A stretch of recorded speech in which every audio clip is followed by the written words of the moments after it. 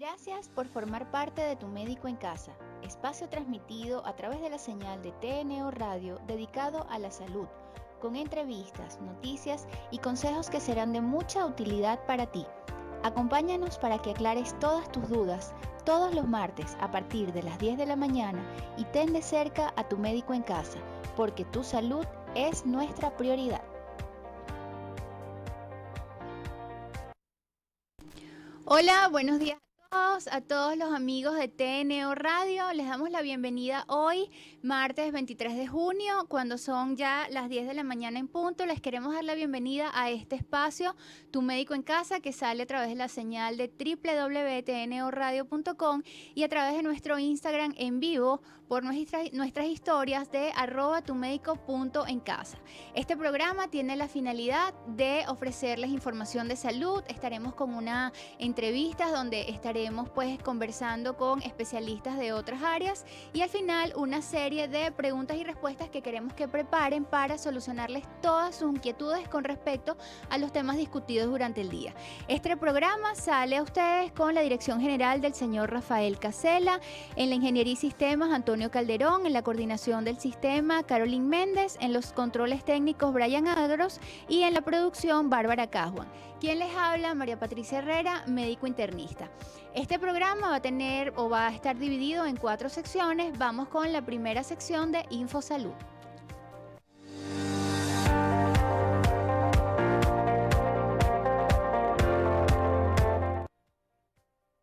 Ok, bueno, para dar inicio pues a este programa quisimos ofrecer un espacio donde estaremos conversando sobre las últimas noticias del día y pues qué noticia más en boga o que esté pues en boca de todos los venezolanos y del mundo que la pandemia actual. Entonces, bueno, dentro de las últimas noticias que tenemos, bueno, sabemos que tuvimos un periodo de flexibilización de esta cuarentena la semana pasada y ya para esta semana pues nuevamente se radicalizó la cuarentena. Sin embargo, para el día de hoy abrieron los espacios y permitieron el acceso en el metro de Caracas para aquellas personas con salvoconducto. Sin embargo, pues no tenemos que relajarnos con respecto a todas las medidas de protección, con respecto a las medidas de confinamiento. Solamente salir en las ocasiones que sea realmente estrictamente necesario. Con respecto a esto, el Centro de Control y Prevención de Enfermedades del Gobierno de Estados Unidos ha estado realizando una serie de investigaciones y de estudios. Recordemos que Estados Unidos, como otros países en el mundo, pues tienen más tiempo de pandemia que Venezuela y esto les ha permitido realizar innumerables estudios para ver pues cuál es el comportamiento del virus y cuál es el comportamiento en la transmisión del mismo. Con respecto a esto, pues quiero mencionar que la carga viral necesaria para producir una infección es de 1000 partículas virales. Cuando nosotros estamos conversando, cuando nosotros estamos hablando, estamos liberando aproximadamente 200 partículas virales al minuto.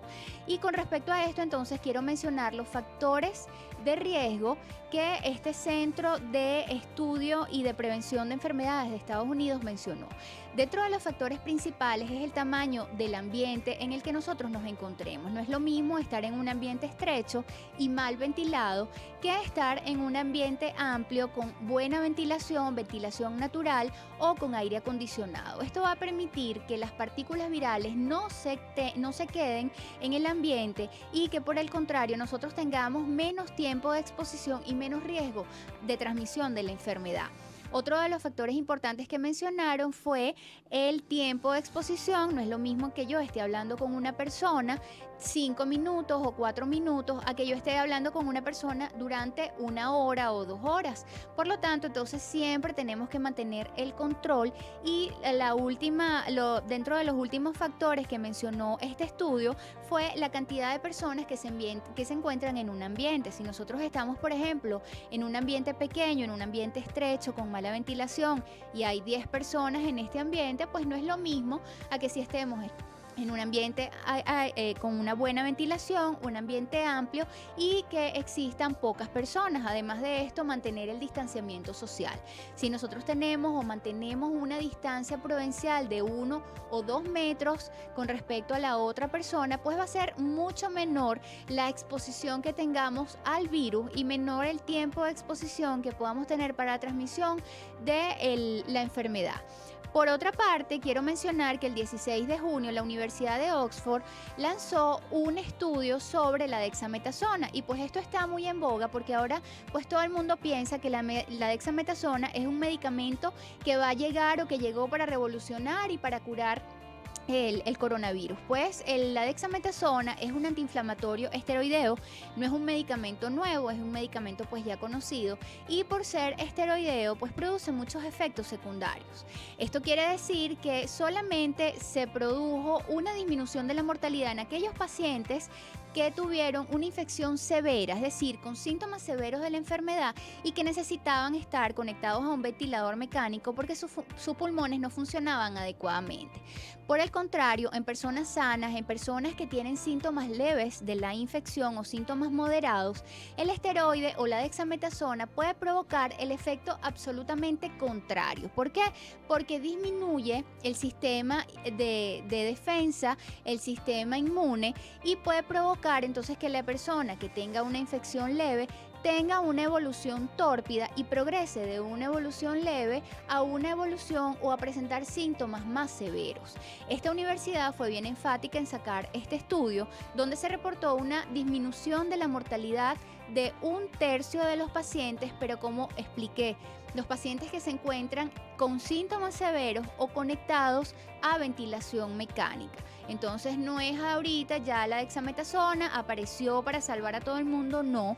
La dexametasona es un esteroide, no es un antiviral, es decir, la dexametasona no va a evitar que la infección progrese, no va a hacer que el virus desaparezca, sino que disminuye la cascada inflamatoria, es decir, todos los procesos inflamatorios que pueden presentarse en una persona, por ejemplo, con comorbilidades o en una persona con obesidad, que tiene mayor riesgo de complicaciones cuando adquiere la infección por coronavirus.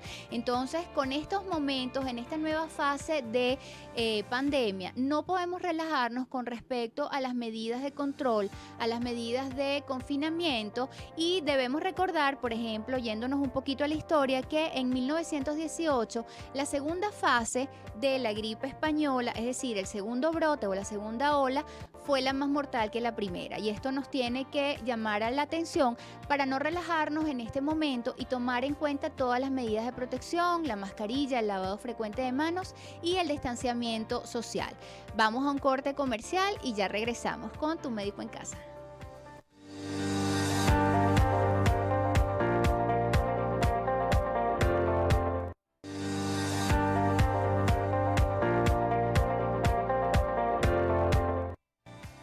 Bueno, ya estamos de vuelta con tu programa de salud, Tu Médico en Casa. Vamos ahora con la sección de consultas del día. Y como les habíamos mencionado en nuestros micros, vamos a hablar el día de hoy sobre atención médica a domicilio y úlceras por presión, para lo cual nos estará acompañando nuestra especialista en cirugía general, la doctora Daniela Arias. Vamos entonces con el tema de consultas médicas a domicilio. La atención médica a domicilio pues se utiliza muchísimo, sobre todo para aquellas personas que no pueden ser trasladadas a un centro de salud, bien sea porque tengan alguna discapacidad que les impida pues movilizarse, algún trastorno que de repente sea complicado el transporte. Mucho de esto, pues la idea de esto surgió porque pues gracias a la diáspora de Venezuela hemos visto en la necesidad de ir hacia los domicilios de las personas, sobre todo personas mayores, que tienen la necesidad de ser vistos por algún médico y cuyos hijos o cuyos familiares no pueden trasladarlos a un centro de salud. Es importante destacar que no todos los procedimientos pueden ser realizados a nivel domiciliario. Hay emergencias que ponen en riesgo la vida del paciente y cuyos procedimientos necesitan y cuya evaluación necesita ser realizada a nivel de un centro de salud. ¿Qué podemos nosotros realizar a nivel domiciliario? Podemos realizar consultas médicas de atención primaria, es decir, para prevenir que, por ejemplo, enfermedades crónicas se puedan complicar. Por ejemplo, consultas médicas preoperatorias o cardiovasculares en el caso de que el paciente amerite alguna cirugía de emergencia. Así también, pues, colocación o procedimientos quirúrgicos, procedimientos mínimamente invasivos, como por ejemplo limpiezas de úlceras por presión, que es nuestro segundo tema, y colocación de sondas para el confort del paciente. Uno de los pacientes o de los tipos de pacientes que más atendemos a nivel domiciliario es el paciente adulto mayor, porque estos pacientes pues, tienen disminución de sus funciones cognitivas, disminución de sus funciones motoras, y esto va a hacer que pues trasladarlo o movilizarlo pueda tener algún tipo de complicación. La piel de las personas, de los adultos mayores, va a tener pues el envejecimiento normal de todas las personas, tiene una disminución del tejido conectivo en la piel, del tejido graso, y esto va a producir un adelgazamiento en la piel. Por tanto, la piel, que es el órgano más extenso de todo el cuerpo, la piel que tiene como función protegernos de esas agresiones del medio ambiente o de esas sustancias químicas o de ese roce constante con otras superficies, va a ser uno de los órganos más vulnerables en los adultos mayores para presentar úlceras por presión. Y las úlceras por presión no son sino todas aquellas lesiones que van a surgir en la piel por el roce continuo y permanente durante el tiempo o la presión sostenida de la piel con otra superficie. ¿Cuál superficie? Por ejemplo, una cama o una silla en aquellos pacientes que tienen la movilidad reducida o que, por ejemplo, no se movilizan, que ameritan un cuidador externo y no se movilizan pues apropiadamente. Estas personas entonces van a tener una presión sostenida sobre el tiempo y sobre un determinado segmento corporal. Esto va a disminuir la circulación sobre este tejido corporal y puede producir lesiones por isquemia o lesiones por necrosis. ¿Cuáles van a ser las áreas más vulnerables a sufrir de estas úlceras por presión? Todas aquellas áreas del cuerpo donde existan prominencias óseas, como por ejemplo los codos, los hombros, el sacro, los talones, o en el caso, por ejemplo, de que la persona esté acostada de lado, las orejas. Entonces, si una persona, por ejemplo, amerita o necesita un cuidador externo, esta persona debe tener la precaución de movilizarla constantemente para evitar que existan estos puntos de presión mantenidos a través del tiempo, y que entonces nosotros evitemos o mantengamos la circulación activa a través, bien sea de masajes o a través, por ejemplo, de la movilización continua, el uso de almohadillas para disminuir estos puntos de presión y el uso de colchón antiescaras. ¿Qué otra cosa podemos utilizar o qué podemos hacer para mantener la piel de los adultos mayores en buen estado? El uso de cremas humectantes, porque como ya dije anteriormente, pues la piel se va adelgazando, la piel se va deshidratando. Esto es un proceso normal en el envejecimiento de todos los seres humanos. Entonces la piel pues tiene que estar en un buen estado, que sea capaz de protegernos ante cualquier agresión externa del medio ambiente, bien sea cambios bruscos de temperatura o sustancias químicas o roces que nos puedan entonces producir las úlceras por presión. Entonces, mantener la circulación, mantener el uso de cremas humectantes, mantener buen posicionamiento y sobre todo movilizaciones en cama. Otra de las cosas pues a tomar en cuenta es que en las personas mayores pues también hay una disminución de las funciones cognitivas. Entonces una persona, por ejemplo, una persona con Alzheimer, una persona con demencia senil, probablemente no va a sentir la necesidad de tomar agua o no va a tener la necesidad de comer pues porque sus funciones cognitivas y su interacción con el medio ambiente ya no es el apropiado. Entonces, una persona de esta edad, una persona con alteraciones en sus funciones cognitivas, pues puede tener, por ejemplo, alteraciones en la nutrición, deshidratación, y esto también puede ir disminuyendo la calidad de la piel. Entonces, cuando nosotros somos pues profesionales de salud, somos médicos o somos enfermeras que estamos al cuidado de adultos mayores en casa, o simplemente pues los cuidados de un familiar que se dedique a cuidar al paciente, pues tiene que estar en la precaución de darle alimentación suficiente o alimentación apropiada para mantener el buen estado de la salud de la piel de esta persona, y que la piel sea capaz de soportar todas estas agresiones del medio ambiente. Entonces, los cambios de movilidad cada cierto tiempo, lo recomendable es cada 2, cada 3 horas.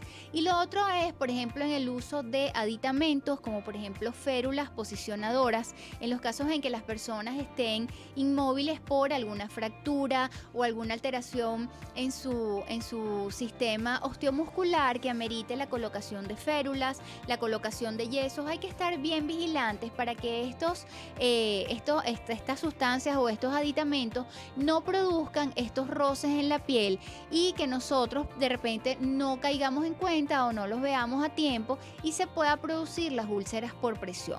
La úlcera por presión generalmente se produce muy rápido. Sin embargo, su tratamiento, y ya lo vamos a discutir en el próximo segmento donde nos va a estar acompañando nuestra especialista invitada, va a ser difícil, sobre todo si a estas úlceras se le sobreagregan infecciones. Entonces ya no es solamente el daño producido a nivel de la piel, sino también infecciones que puedan estar sobreagregadas y que impliquen el uso y el tratamiento con antibióticos para disminuir estos valores de infección y para normalizar todo el sistema de defensa de nuestro paciente. Por último, entonces, para ir despidiendo pues esta fase, recordar que el permanecer largos periodos de tiempo en una misma posición, estando en una cama o estando sentados, hay que ayudar a estos pacientes que tienen disminución en la movilidad, y hay que fomentarles el aumento en la circulación y la movilidad para evitar la aparición de estas úlceras y de estas lesiones en la piel. Generalmente las úlceras en la piel, como ya dije, son responsabilidad directa del cuidador externo y de la persona que esté cuidando al familiar. Estos pacientes son muy vulnerables, por lo que el cuidador tiene que estar bien pendiente para su prevención. Vamos ahorita a un nuevo corte y vamos ahora a entrar con la entrevista del día.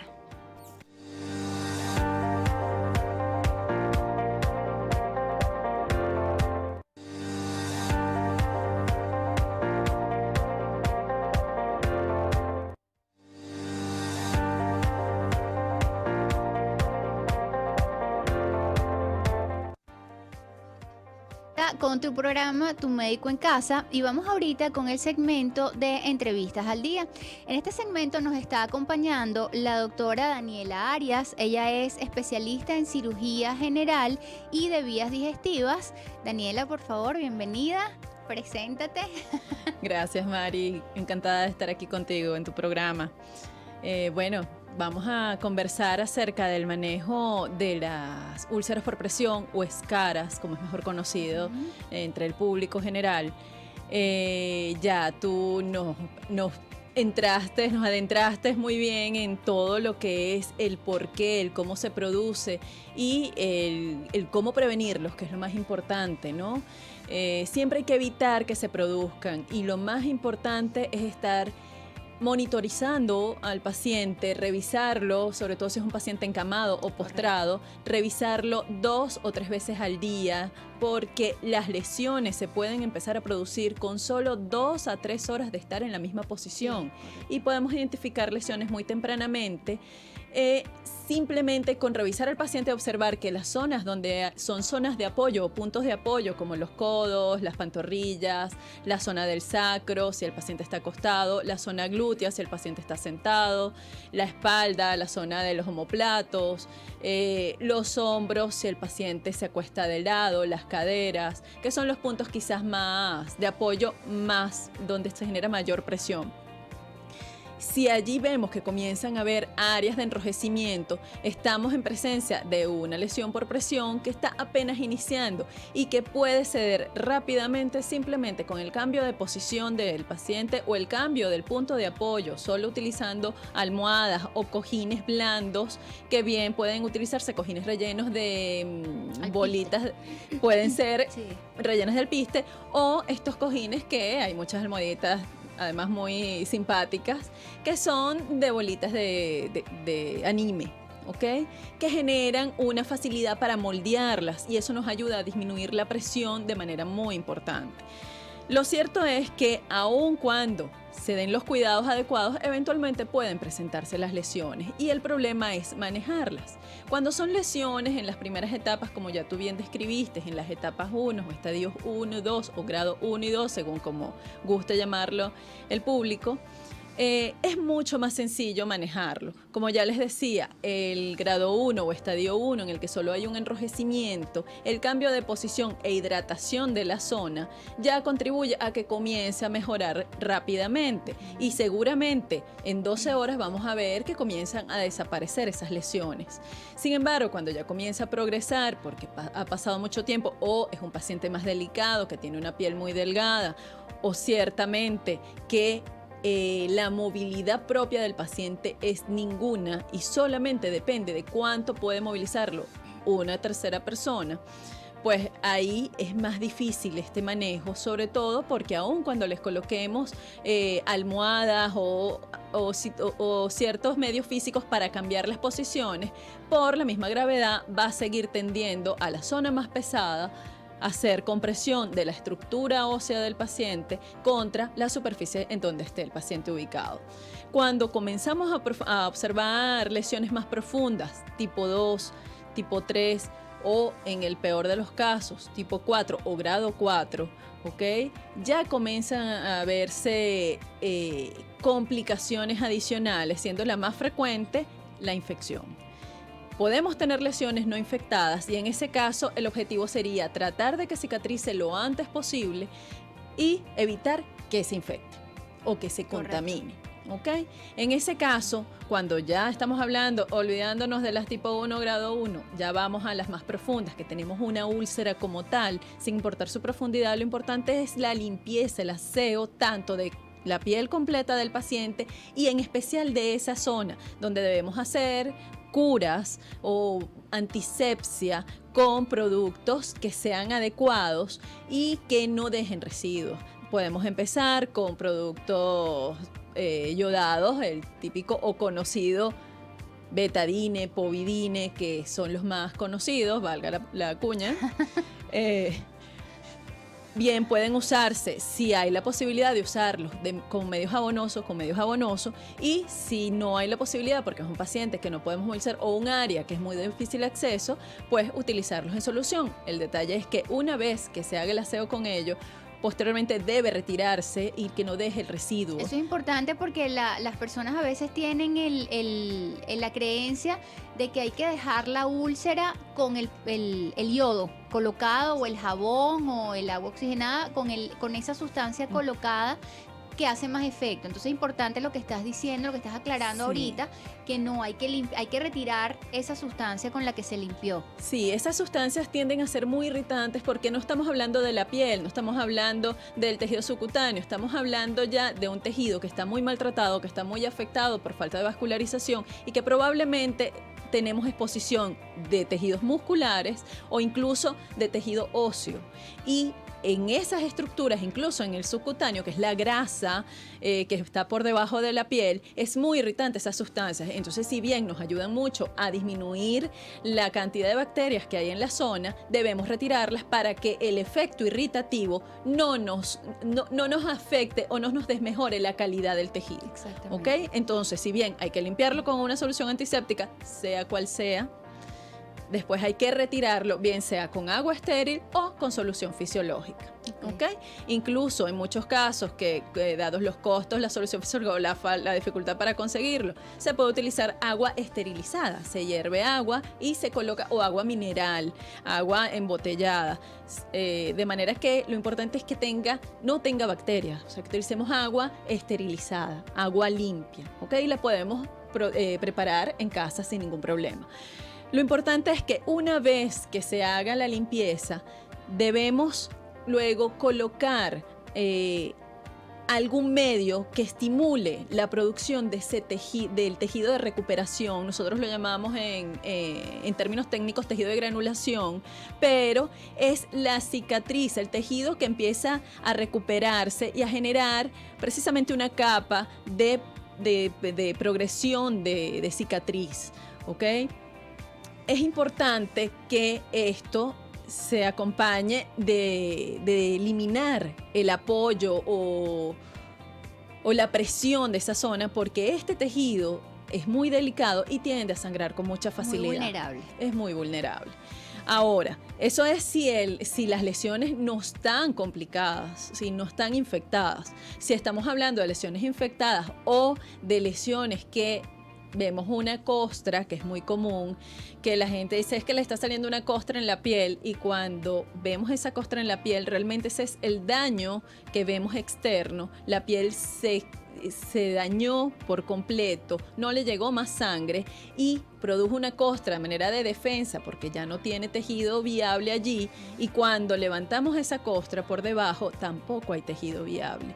Y habitualmente esa costra, según la zona, sobre todo en la región sacra, que es muy común en pacientes encamados con uso de pañal, tiende a llenarse de restos de orine y de restos de heces, y eso genera infecciones graves, muy severas, que pueden llevar al paciente a una infección generalizada.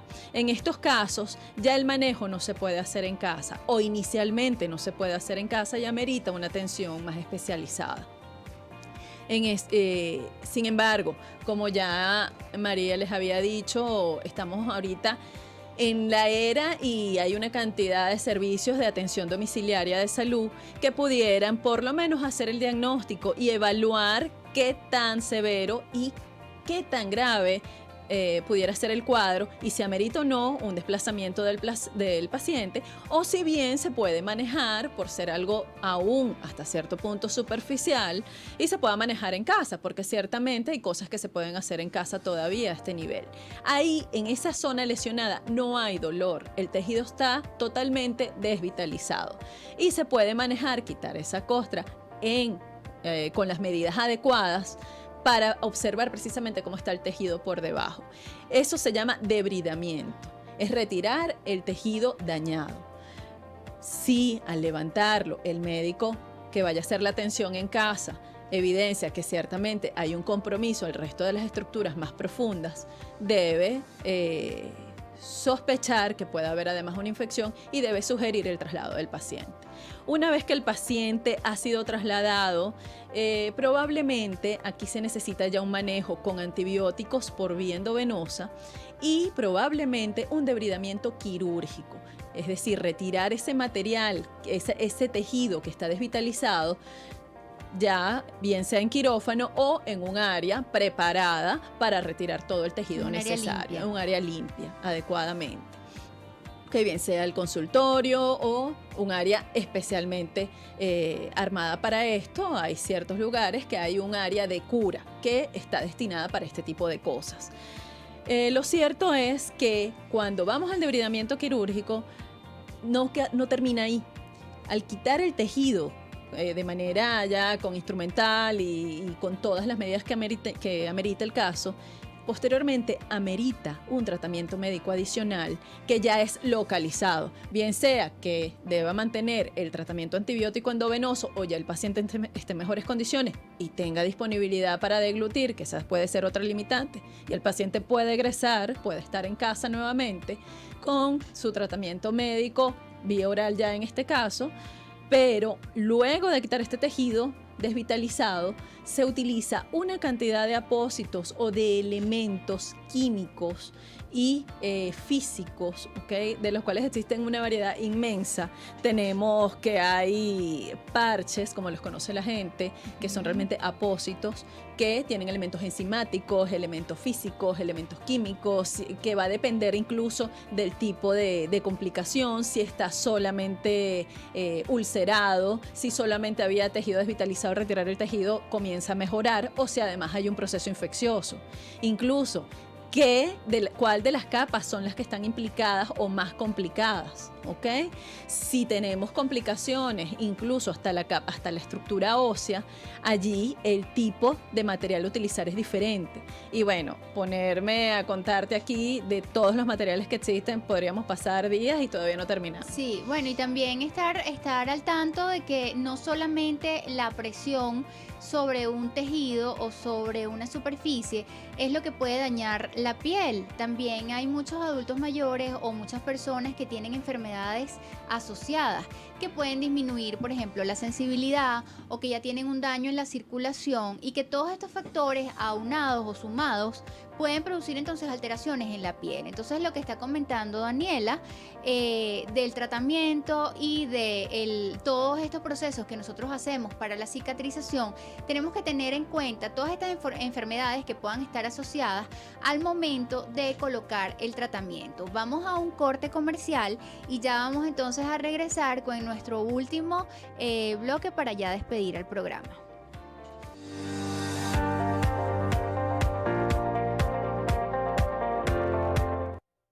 Bueno, y estamos de vuelta con tu programa Tu Médico en Casa.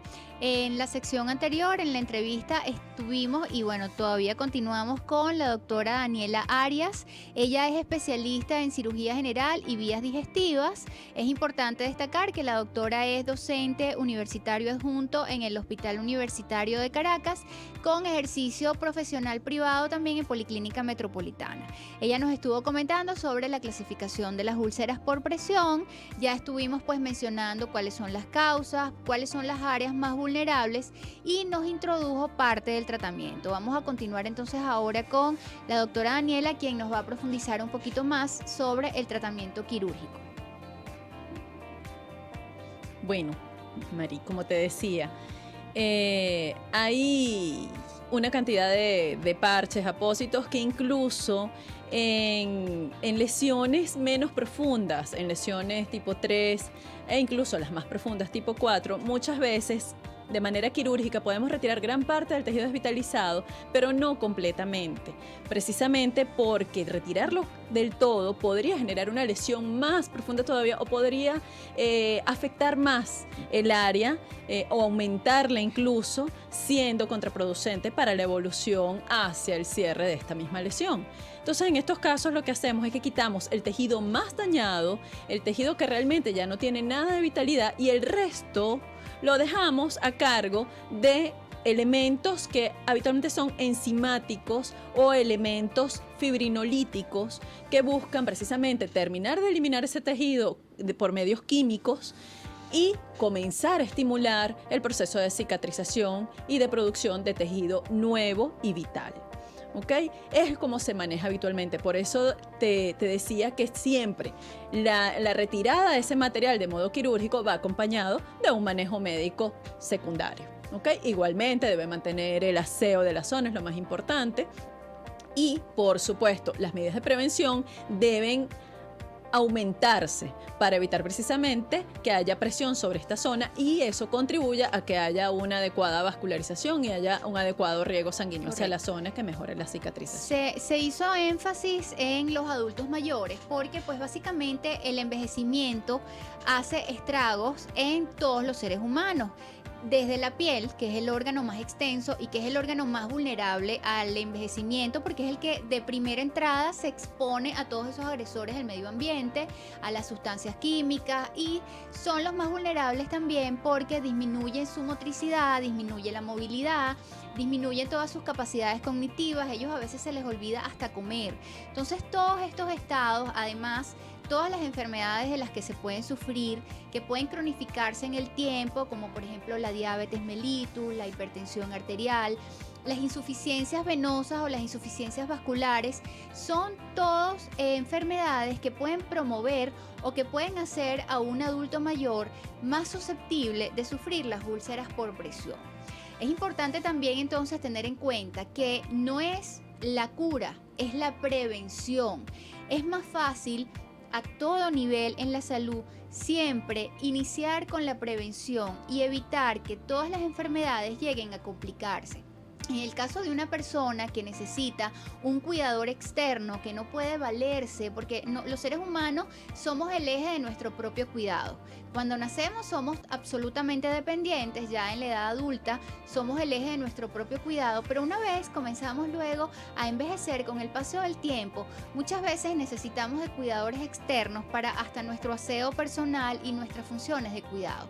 Entonces, todas estas personas que tienen pues a bien tener estas funciones de cuidadores, tienen que tener en cuenta que la piel es uno de los órganos más vulnerables y más susceptibles de tener úlceras por presión. Entonces es uno de los órganos que más deben ser visualizados y que más deben ser revisados constantemente. Bueno, entonces vamos ahorita con, gracias Daniela por acompañarnos el día de hoy. Gracias por tu invitación, Mari. Vamos entonces ahorita con la sección de preguntas y de respuestas. Si hay alguna pregunta, pues agradezco a las personas que la realicen vía Instagram por nuestro live, @tumédico.encasa, recordándoles que vamos a estar de lunes a miércoles de 8 de la mañana y a las 12 de mediodía a través de la señal de www.tnoradio.com con cápsulas en donde estaremos reduciendo o resumiendo información útiles para ti. Son los micros de Tu Médico en Casa, todos los martes a partir de las 10 de la mañana, a través igual de la señal de TNO Radio en vivo y a través de nuestra página en vivo. Y que bueno, a través de nuestras páginas también todos los días estamos ofreciéndoles información, porque tenemos la certeza de que una persona que esté bien informada no comete errores, ¿ok? La salud siempre va a ser nuestra prioridad. Está atento a nuestras informaciones diariamente. Estamos pues esperando si hay alguna persona que tenga alguna duda para que la manifieste pues y nosotros poderla resolver. Y bueno, vamos a hacer como un resumen de lo que fue nuestro programa del día de hoy. Dimos las últimas noticias con respecto a la nueva fase de la pandemia del coronavirus. Hablamos del medicamento de la dexametasona.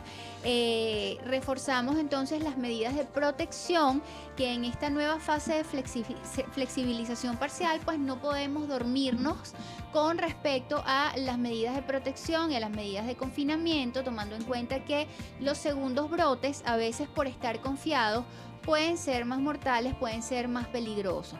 También comentamos sobre la atención médica a domicilio, cuáles son las conductas o cuáles son las consultas que podemos realizar a nivel domiciliario, tomando en cuenta que hay emergencias que ameritan el traslado a un centro de salud, porque la salud del paciente pues corre peligro y no hay procedimientos que no pueden hacerse a nivel domiciliario.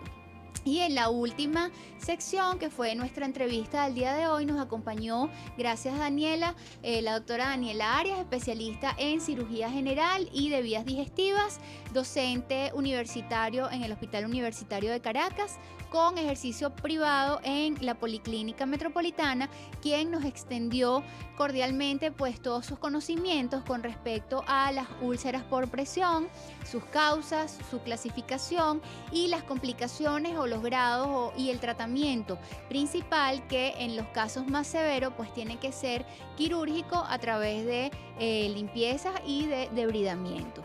Vamos a ver si pues hay alguna persona que tenga alguna duda.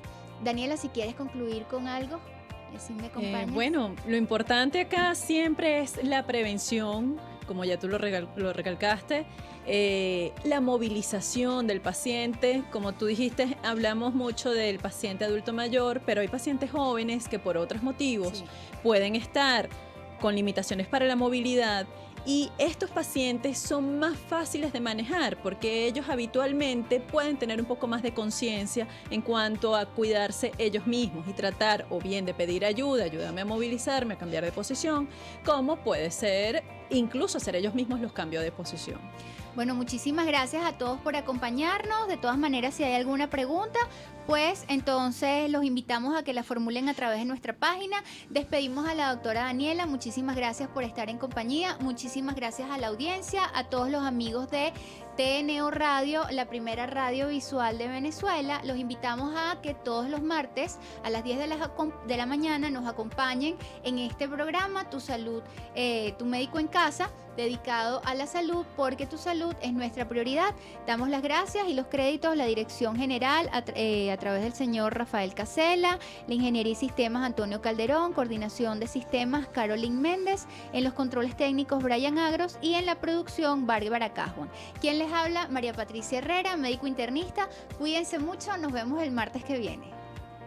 Gracias por formar parte de Tu Médico en Casa, espacio transmitido a través de la señal de TNO Radio dedicado a la salud, con entrevistas, noticias y consejos que serán de mucha utilidad para ti. Acompáñanos para que aclares todas tus dudas todos los martes a partir de las 10 de la mañana y ten de cerca a Tu Médico en Casa, porque tu salud es nuestra prioridad.